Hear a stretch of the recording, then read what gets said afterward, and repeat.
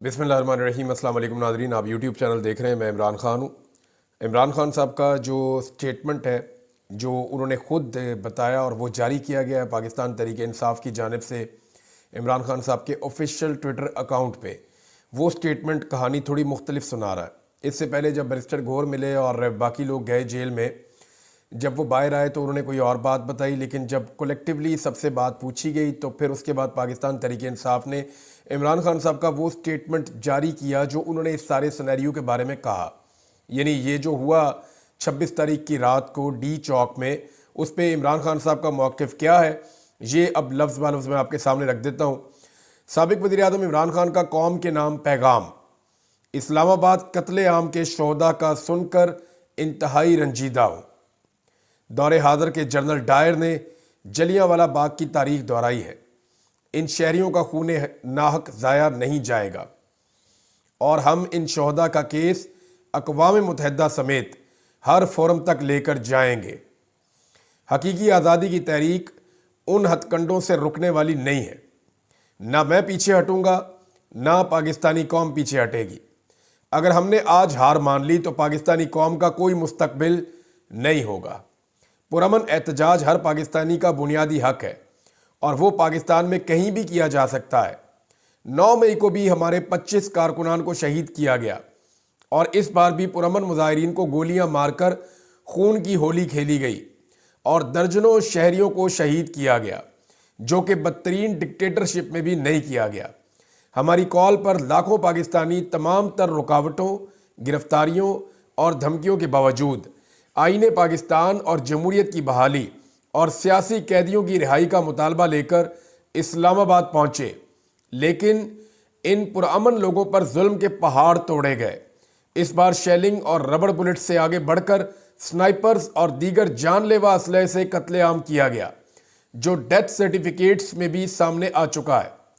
दर्जनों मुजाहिरीन को शहीद और सैकड़ों को जख्मी किया गया और 6000 से जायद कारकुनान को झूठे केसेस में गिरफ्तार किया गया। मैं सुप्रीम कोर्ट से मुतालबा करता हूं कि गैर जानिबदार जुडिशल कमीशन बनाकर इस कत्लेआम की तहकीकात करवाई जाए और कत्लेआम का हुक्म देने वाले और इसमें मुलव्विस अनासर को सख्त तरीन सजाएं दी जाएं।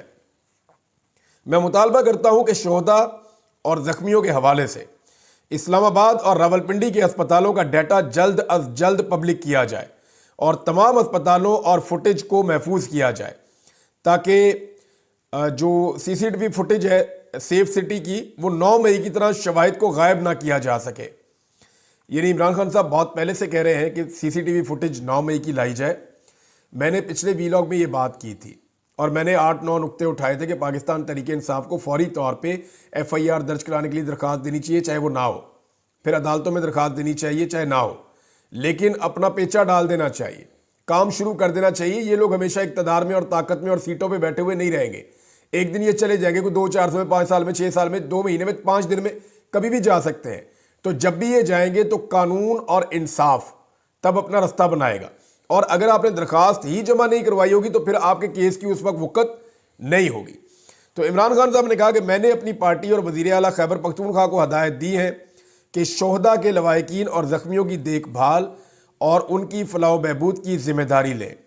जो लोग लापता हैं उनकी बाजियाबी के लिए तमाम तर तवानाइयाँ खर्च करें और जो लोग गिरफ्तार हैं उनके केसेस की पैरवी करने वाले वकला की टीम्स की हौसला अफजाई करें। इस्लामाबाद कत्लेआम के खिलाफ पेशावर में शोहदा मार्च का इनकाद किया जाए और पार्लियामेंट का सेशन जल्द अज जल्द बुलाकर करारदाद पेश की जाए। ओवरसीज पाकिस्तानी दुनिया भर में इस कत्लेआम के खिलाफ आवाज़ उठाएं और पाकिस्तान में जारी जुल्म और बर्बरियत के हवाले से पूरी दुनिया में आगाही मुहिम चलाएं। मैं इस्लामाबाद पहुंचने वाले लाखों पाकिस्तानियों को सलाम पेश करता हूं। अली अमीन, बुशरा बीबी, उमर अयूब, खालिद खुर्शीद, आलिया हमजा, शाहिद खटक, नौजवान लीडर्स समेत मार्च को लीड करने वाले तमाम सीनियर और जूनियर पार्टी मेंबरान असेंबली और टिकट होल्डर्स को सराहता हूँ। बड़ी सही इंफॉर्मेशन है इमरान खान साहब के बाद जेल में भाई। इमरान खान साहब ने किसी रंगबाज का नाम नहीं लिया, उन्होंने डायरेक्टली उन लोगों का नाम लिया जो लोग वाकई मार खा के पहुंच रहे थे। कुछ लोग मिसिंग है, लेकिन उन्होंने जिनका नाम लिया वो लोग वाकई बड़ी मुश्किल के साथ वो लोग डी चौक तक पहुंचे हैं। फिर पंजाब और इस्लामाबाद में जैसे कर्फ्यू का माहौल बनाकर तहरीक इंसाफ के कारकुनान पर क्रैकडाउन किया गया और मुल्की मईशत को खरबों रुपए का नुकसान पहुंचाया गया, ये किसी भी महज़ब माशरे में काबिल कबूल नहीं है। फार्म 47 के सहारे खड़ी कठपुतली हुकूमत और माफिया के गुलाम पुलिस के आईजी सिर्फ अपनी कुर्सी बचाने के लिए ये जुल्म कर रहे हैं। तहरीक इंसाफ के कारकुनान मुत्तहिद और मुनज़्ज़म होकर मुल्क पर मुसल्लत माफिया के खिलाफ अपनी हकीकी आज़ादी की जद्दोजहद के अगले मरहले की तैयारी करें। लेकिन इमरान खान नहीं टलते, ना इमरान खान पीछे हटता है। इमरान खान फिर डट गया है। देखें, ये जो 26 तारीख को हुआ ये करना आसान था। ये लोग जब कह रहे थे ना कि हम गोली चला देंगे, ये कर देंगे, मैं सोच रहा था चला ही नहीं सकते, क्योंकि सारी दुनिया जानती है गोली चलाना आसान है, उसका बोझ उठाना बहुत मुश्किल है। ये लोग तो पुरअमन थे, इन्होंने किया भी कुछ नहीं। ये तो सिर्फ चल के डी चौक तक आ रहे थे और वहां पे खड़े होकर एहतजाज कर रहे थे, और इन्होंने कोई एक गोली नहीं चलाई, कोई एक हथियार नहीं उठाया। अब हुकूमत बयानिया क्या बनाएगी, मैं कुछ चीजें आपके सामने भी रख देता हूं। एक तो यह है कि एस्टेब्लिशमेंट हुकूमत के ऊपर डालेगी कि हुकूमत ने किया ये सारा कुछ, और हुकूमत एस्टेब्लिशमेंट के ऊपर डाल रही है कि नहीं नहीं ये एस्टेब्लिशमेंट किया सारा कुछ। मैं आपको बताता हूं कैसे। शहबाज शरीफ साहब ने आर्मी चीफ की तारीफ की है बाकायदा बयान देते हुए, और उन्होंने कहा जी आर्मी चीफ ने ये सारा कुछ करके दिया, और ये जो निपटा है सारा मामला ये आर्मी चीफ की हिकमत अमली से निपटा है, उनकी वजह से ये सारा मामला हुआ है। तो उन्होंने शहबाज शरीफ साहब ने स्ट्रेट अवे ये कहा कि ये जो कुछ भी हमने किया हम तो ये कर नहीं सकते, तो ये आर्मी चीफ ने हमें करके दिया या मिलिट्री ने हमें करके दिया। उन्होंने फौज की तारीफ की। तो शहबाज शरीफ साहब ने उठा के अगर कत्लेआम कल को डलना है किसी के खाते तो उन्होंने कहना जी मैंने तो स्टेटमेंट पहले दे दिया था कि जनाब ये कैसे हुआ। फिर दूसरी बात यह है कि यहां पे अता तारड़ का एक स्टेटमेंट भी है, उसको भी हमें याद रखना पड़ेगा। फिर एक ख्वाजा आसिफ का स्टेटमेंट है, फिर एक मोहसिन नकवी का है। वो स्टेटमेंट गोलियां चलाने की धमकियां भी दे रहा है। फिर उससे पहले मीडिया के ऊपर खबरें चलाई गई कि शूट टू किल का ऑर्डर हो गया कि जनाब जो बंदा नजर आए और बात ना बने उसको गोली मार दी जाए। अब ये मामला भी जनाब एक बड़ा क्लैरिटी के साथ सामने मौजूद है। कुछ सहाफियों के ट्वीट्स हैं और वो बबांगे दोहल वो सहाफी क्या कह रहे थे, जरा ये बातें आप उनकी भी सुन ले। एक सहाफी का ट्वीट है जी कि डी चौक के इलाके में रेंजर्स और पुलिस ने इंतशारियों के खिलाफ क्रैकडाउन शुरू कर दिया। इंतशारियों और फसादियों की 100 से ज़्यादा गाड़ियों को नुकसान पहुंचाया गया है और इतनी ही तादाद में फसादियों के सर खोल दिए गए हैं। हकीकी आज़ादी मुबारक हो। अब ये जनाब ये एस्टेब्लिशमेंट के बहुत करीबी सहाफ़ी हैं जिनका ये स्टेटमेंट है। इन सारी चीज़ों को आप जमा तफरीक करें तो आपको समझ आ जाती है कि एक्चुअली ये प्लानिंग के साथ हुआ था और ये प्लानिंग के साथ किया गया था। अब हो ये रहा है कि एक तरफ दूसरे पे डाल रही है और दूसरी तरफ पहली पे डाल रही है। एस्टेब्लिशमेंट के जो सियासतदान है, जो ख़ास आदमी है फैसल वाडा, उनका ज़रा आप स्टेटमेंट ले लें। वज़ीर आज़म ने जो ये सारी मैनेजमेंट है ये आर्मी चीफ पर डाली और उनकी तारीफ़ की, जबकि फैसल वाडा ने जो आज बयान दिया कल रात को, उनका बयान यह है कि हुकूमत ने एहतजाज को सही तरीके से मैनेज नहीं किया। एक भी शहादत डिजास्टर है, जिम्मेदारी हुकूमत पर आयद होती है। फैसल वावडा, यानी आप अंदाजा करें कि एस्टेब्लिशमेंट का आदमी कह रहा है कि हुकूमत जिम्मेदार है, हुकूमत ने सही मैनेज नहीं किया, जिम्मेदारी हुकूमत की है। दूसरी जानिब हुकूमत कह रही है नहीं जी नहीं, ये तो हम शाबाश दे रहे हैं और तारीफ कर रहे हैं और शुक्रिया अदा कर रहे हैं मिलिट्री का कि उन्होंने ये करके दिया है। तो यहाँ पे मिलिट्री एस्टेब्लिशमेंट और हुकूमत जो है वो इस मामले को एक दूसरे पे क्यों डाल रही है, क्योंकि ये आसान मामला नहीं है और ये सब लोग जानते हैं कि इमरान खान का नुकसान करना पाकिस्तान का नुकसान करना है, और अगर जिसने इमरान खान का नुकसान किया वो तो भुगतेगा उसको। ये सारा पाकिस्तान नहीं सारी दुनिया जानती है। अब मामला ये है कि इमरान खान छोड़ेगा नहीं इस मामले को लेकर, जहां उसके लोग शहीद हो गए। पहला स्टेटमेंट जो इमरान खान का बाहर आया, अब ये लेट आया लेकिन जो पहला स्टेटमेंट बाहर आया उससे पता चलता है कि इमरान खान साहब किस पिच पे है। मैं आपको बताता हूं, इमरान खान साहब ने जेल में जैसे ही इन लोगों ने इमरान खान साहब को इतला दी कि जनाब आज के दिन में ये हुआ है, तो पहला सवाल पता क्या था इमरान खान साहब का, सुप्रीम कोर्ट गए हो अब तक, तुम्हें फौरन सुप्रीम कोर्ट जाना चाहिए था। यानी इमरान खान साहब इस लेवल तक अग्रेसिव है। उन्होंने कहा कि कत्लेआम हो गया इस्लामाबाद डी चौक में, आप सबको इकट्ठे होकर सुप्रीम कोर्ट के अंदर जाना चाहिए था और जाकर वहां कहना चाहिए था कि ये हमारे साथ कत्लेआम हो गया। अब इसमें देखें ना, कादी फायद ईसा तो है नहीं। इस वक्त जो जज है वो अपने आप को एक न्यूट्रल जज साबित करना चाहते हैं, जस्टिस याया आफरीदी, और वो ये साबित करना चाहते हैं वो इंसाफ के तकाजे पूरे कर रहे हैं। अब उनके सामने जब पाकिस्तान तहरीक इंसाफ इस चीज को ले जाएगी, जनाब हमारे बंदे मार दिए इस्लामाबाद में, कत्लेआम हो गया, सरेआम गोलियां चल गई, जब ये बात जाकर वहां पे की जाएगी तो फिर जज साहब के लिए बड़ी ऑकवर्ड सिचुएशन हो जाएगी। इंसाफ देंगे तो खुरा कहीं और निकल जाएगा, जाके हुकूमत फंस जाएगी, एस्टेब्लिशमेंट फंस जाएगी। इंसाफ नहीं देंगे तो फिर पब्लिक के सामने सारा मामला खुल जाएगा, जैसे काजी फायद ईसा साहब का खुल गया था। तो इमरान खान साहब ने यह ठीक बात की है कि सुप्रीम कोर्ट ऑफ पाकिस्तान जरूर जाना चाहिए। अब जनाब 3 ऑप्शन हो सकती है कि गोली किसने चलाई। सवाल तो यह पैदा होता है कि गोली क्यों चलाई। ये सवाल सारे पूछ रहे हैं और ये सवाल ने हुकूमत की नींदें हराम कर दी हैं। किसी को समझ नहीं आ रही कि इसका जवाब क्या देना है। गोली क्यों चलाई।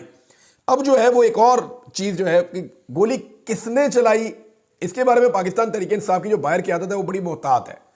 वो ये कहते हैं जी गोली गलत चली, चलनी नहीं चाहिए थी, किसने चलाई इसके लिए इंक्वायरी की जाए और इंक्वायरी कमीशन बना के उसके अंदर जो है तहकीकात कर ली जाए। यास्मीन राशिद साहिबा ने चीफ जस्टिस ऑफ पाकिस्तान को एक लेटर लिखा है जेल से, और उसमें उन्होंने ये कहा है चीफ जस्टिस को कि जुडिशियल इंक्वायरी इस सारे मामले की करवाई जाए। यानी डॉन न्यूज के मुताबिक जेल में जो खत लिखा यास्मीन राशिद साहिबा ने, उन्होंने कहा कि 26 नवंबर को पाकिस्तान में बुनियादी इंसानी हुकूक की खिलाफ वर्जी की गई। इस्लामाबाद में पाकिस्तान के मुस्तकबिल की नस्ल का कत्लेआम किया गया। बतौर मां इस साने पर उनका दिल टूट गया है। मैंने आपको बताया था ना, मेरे से बात करते हुए वो रो पड़ी थी। उन्होंने कहा मैंने कभी जिंदगी में इतनी बेबसी महसूस नहीं की। मेरे बच्चे शहीद हो गए और मैं बाहर नहीं हूं। मैं बाहर होती, मैं उनके लिए आवाज उठाती, मैं उनके लिए कुछ कर पाती। मुझे बहुत दुख है इस बात का, ये उन्होंने मुझे कहा था। उनका कहना था कि अपनी 74 साल जिंदगी में आज तक कभी खुद को इतना बेयारो मददगार नहीं पाया। पाकिस्तान इंसानी हुकूक के हवाले से बदतरीन दौर से गुजर रहा है। हम बुनियादी हुकूक के तहफ़्फ़ुज़ के लिए चीफ जस्टिस की तरफ देख रहे हैं। वो बुनियादी हुकूक के तहफ़्फ़ुज़ के लिए ज़रूरी इक़दाम करें। उन्होंने अपने लेटर के अंदर कहा कि जुडिशल कमीशन बनाया जाए। अगर हक़ाइक़ सामने ना लाए गए तो तारीख़ हमें कभी माफ़ नहीं करेगी। अफसोसनाक वाक़े के पीछे मुल्ज़िमान की निशानदही करके उन्हें सज़ा दी जाए। ये जनाब यास्मीन राशिद साहिबा का मुतालबा। इमरान खान साहब ने भी एक ऐसा ही मुतालबा किया है। अब गोली किसने चलाई, इसके ऊपर 3 ऑप्शन हो सकती है ना मैक्सिमम। नंबर 1, जिन लोगों ने धमकी दी, जिन लोगों ने कहा कि हम गोली चला देंगे, जिनके पास हथियार मौजूद थे और जो दिखाई दे रहे थे हथियारों के साथ, यानी रियासती इदारे, लॉ इन्फोर्समेंट, जिसमें पुलिस भी थी, रेंजर भी थी, फौज भी थी। या तो इस तरफ जाएगा मामला कि गोली यहां से चली है, या दूसरा ऑप्शन यह है कि पाकिस्तान तहरीक इंसाफ के लोगों ने अंधाधुंध फायरिंग कर दी लाइट जाने के बाद और अपने बंदे मार दिए। दूसरा ऑप्शन यह हो सकता है ना। एक ये हो सकता है कि जो रियासत है उसने गोली चलाई, दूसरा ये हो सकता है कि पीटीआई ने चलाई, तीसरा एक ऑप्शन और भी हो सकता है। और ये ऑप्शन सिर्फ अडॉप्ट किया जाएगा उस वक्त जब कोई डील हो जाएगी, या शोहदा के खून का अगर कभी सौदा हो गया खुदा ना खास्ता। और कई लोगों की ये ख्वाहिश भी है, कई लोग ऐसे हैं जो बीच के रास्ते निकालने के लिए बड़े मशहूर हैं और वो चाहते हैं कि बीच का रास्ता निकल जाए। जैसे कि राणा सनाउल्लाह साहब ने स्टेटमेंट दिया। राणा सनाउल्लाह साहब का जो स्टेटमेंट है ना, वो इस वक्त बहुत ही जूम मानी है। उन्होंने कहा कुछ नहीं पता किसने कहां से फायरिंग की, पार्लिमानी कमीशन बनना चाहिए। उन्होंने कहा कि हम नहीं जानते कि किसने कहां से फायरिंग की, इस पर पार्लिमानी कमीशन बनना चाहिए।